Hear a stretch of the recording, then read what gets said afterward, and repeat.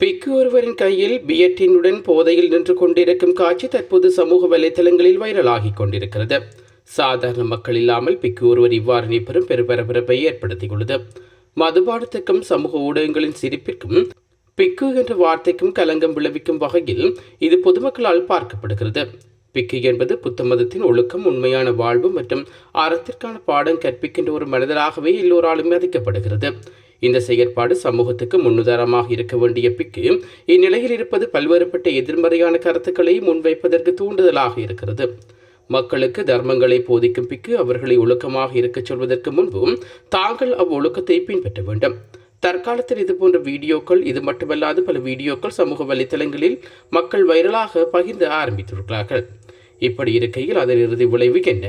மதம், மடாலயம் மற்றும் துறவி என்ற வார்த்தையின் மீதான நம்பிக்கைகள் மற்றும் மரியாதை என்பன முதலில் அழிந்து போகும். அதனால் தான் இந்த மாதிரியான காணொளிகளுக்கு தனிப்பட்ட நடவடிக்கைகள் என்று எதுவும் இல்லை. இது பற்றி உங்கள் கருத்து என்ன? கமெண்ட்ஸில் சொல்லுங்க.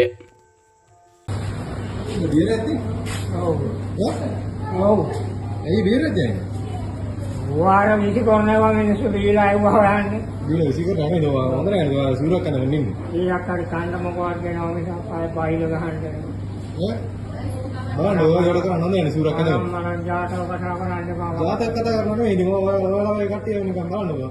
ඒ හැසිරෙන විදිහ හොඳ නැහැ. අතේ මේ ඔයා සූරුකුත් හදගෙන අතේ බියරේ තියාගෙන ආනුන්ගේ කැමල් හොයන්න. ඔයගේ මල්